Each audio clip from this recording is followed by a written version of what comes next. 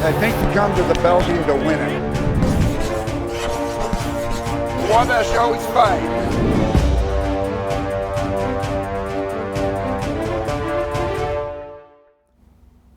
Hello and welcome to this week's edition of the Don Morel Show, your chance to hear the thoughts and comments of the head football coach of the Little Giant program. And Coach, we get a chance to talk after another 50-plus point output by the Wabash College offense and another solid performance by the defense, leading to a 56-7 victory over Hiram College at home last Saturday. First, how exciting was it to be back home last weekend? It was great. Just to not have to get on a bus and travel 6 hours into Ohio was a fantastic respite. And a very good crowd at home. Not quite a capacity crowd, but a lot of other things going on. And, again, 34 days since the Little Giants had been at Little Giant Stadium. But there was an event just before the kickoff of the game. Your football team got a chance to honor Wabash College legend Chick Clemens, honorary class of 77, an Athletics Hall of Fame inductee, and two special people came back to be part of that. Two of his classmates, Kevin Clifford and Gary Reamy. And the football team got a chance to hear from Kevin, hear some comments about Chick's impact on his life, and you got a chance to walk by his photo and pay tribute to him before kickoff. What was that event like for you and for the team? Well, I think it was really moving for Chick's family to get to see every player on our team touch that photo before they took the field. Kevin did a fantastic job of describing Chick's personality and the impact he had on students here. Clearly, the man was a giant. It was very special to have his children, Angela, Damon, and Steve, be part of the coin flip. Just a great way to pay tribute to a fantastic part of Wabash College athletics history. And then your Little Giant football team bounced off of that and scored 28 first half points, held a 28-0 lead at halftime, finished, as we said, with the 56-7 victory.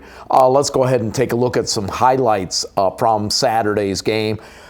Xavier Tyler had another 100-plus yard game, finished with 176 rushing yards, had one touchdown on the ground. You rushed for 4 touchdowns in the ball game. You got touchdown runs from Cole Dickerson, from first-time touchdown scored by Tanner Brooks in his Wabash debut in the backfield.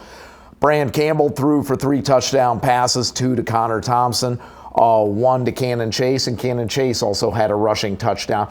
You were able to, for a third week in a row, get a lot of different players involved and some people getting first-time touches. How important has that been to continue that trend, to be able to look at different people and see them on the field? It's fantastic, and for some of these guys, it's their first time on the field. Getting game experience is really important. And then for some of our players now, they're kind of over the hump of being a new player, and Cannon Chase is used to scoring touchdowns now. We knew he could do it. He just had to get out there and have the opportunity. It was exciting to see Michael Hegwood with the interception and touchdown. It was a great day on the campus of Wabash College. Yeah, you take us to defense. You mentioned Michael Hegwood's interception return for a touchdown. The first interception touchdown return by the Wabash defense since 2016. And Michael's first career interception return for a touchdown. You also got career first for interceptions by a couple of freshmen, Nick Page, Tanner Crouch. This defense just continues to force turnovers. You got another 3 turnover day with those interceptions. It is now the 7th consecutive game dating back to the Bell game last year with an interception by this defense. How important has it been for your defense to force those turnovers? And, again, you get 14 points off turnovers, including the return by Michael. How important is it to convert those turnovers? Really important. And we actually call them takeaways. They're not turning it over. We're taking it from them. Jake Gilbert and our defensive staff has done a great job of enforcing that and reinforcing it at every practice. We try to do it. But two things occur. One, you've stopped them from scoring, and two, you now have a chance to score. And that's how good football teams win games. Well, and you've talked before how important it is to try and make that impact immediate. Earlier this year, as a matter of fact, it was Brand Campbell's first snap from scrimmage had come right after a turnover, and you went immediately to the end zone to try and put those points on the board to kind of keep that shock factor in place. They do, and then I think psychologically for a team to turn the ball over and give up a score, it's tough. One of the areas that defense has been really solid as well has been in the red zone. Coming into this week's game, you lead the conference in red zone defense. You're among the top 10 teams in the country in red zone defense. Opposing teams, when they reach the red zone, have only scored 50% of the time this season. How important is it for that defense if they're, the old phrase is bend but not break, let that team get into the red zone and prevent them from coming away with points? Is it the same thing? Is it kind of a demoralizing factor for a team to get that close and see the Wabash defense turn them away? It is, and I think just we're big on defense. Physically, we're big, and once you get inside the 15-yard line, that field gets really small, and there are just a few spots where you're going to have a chance to throw a ball into a seam or an area to score. So we try to make it as hard as possible. That leads us perfectly into this week's game. Another home game for the Little Giants against a much improved Kenyon College Owls team. The Owls come in with 4 wins on the season. They are looking to be a 500 team for the first time since 2012. This 4 wins in their first 6 games is their best start since 2013. Head coach Ian Good has this team playing very well with a group that is very young on defense, but very aggressive on defense. They're second in red zone defense. They limit opponents to scores just under 60% of the time, and they've done it with good, aggressive young players. What have you seen from them on film on defense? Well, first, I have to compliment Coach Good. He's really building a great culture at Kenyon. Then his defensive coordinator is a legend, Kenny Delgado. I actually coached against him back in the 1980s, and he's been a coordinator several places. He had a stint in the NFL. He has a fantastic scheme, and then they have kids that believe in what they're doing. They take the ball away, 8 interceptions on the season. They have also limited teams to what they want to do. Their game against Denison earlier this year was a loss for Kenyon, but a 14-0 loss, and they really kept the Denison running game in check. What does the Wabash offense have to do against this type of defense on Saturday? I think we need to be aggressive in the play calling, and we're always going to have that strong run game.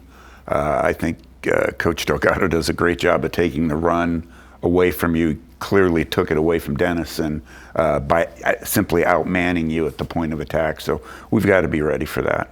Offensively, much more experience. They have a good senior quarterback in Park Penrod. Not only a good passer, but also a very good runner. He scored 5 rushing touchdowns this season. Drake Lewis is an outstanding running back, another senior on the squad. Defensively, what does Wabash have to do to try and limit the opportunities for success that the Owls have with those 2 seniors? Penrod is a really good player, talented quarterback, keeps the play alive with his feet. So we're going to have to do some scramble drill this week, make sure we don't cut anybody loose in the back end. And then the back is a hard runner, talented runner. We're going to have to just try to box him in. You're not going to stop him completely. That won't happen. They have good receivers as well. Special teams, always important, and last week we saw Brody Rucker move into the punting position and have a very good day. Averaged over 40 yards on his 4 punt attempts, had 1 punt over 50 yards. How has his work in practice given him this opportunity to step in the punting role with Blake White gone with the injury? On that one, I really need to credit Steve Rogers, who works with our kickers. He did a great job. CJ Ramsey, we actually had to change our punt scheme completely, but we got that done, and we feel like Brody by far is the best. Saturday's game, a 1 o'clock kickoff here at Little Giant Stadium. Tickets are still available. Would like to let you know if you want to come up to the W Club, I believe there are 1 or 2 suites still available for rent on Saturday. You can contact Wabash Director of Athletics, Matt Tanney, about those opportunities for the Kenyon game on Saturday. But tickets still available for that game. We'd love to see you here in Little Giant Stadium for that 1 o'clock kickoff. You can go to wabashtickets.com for more information about tickets for Saturday's game. If you can't make it to the game in person, Jim Amadon, Steve Hoffman will be on the Wabash College Video Network after this show re-airs as part of the pregame.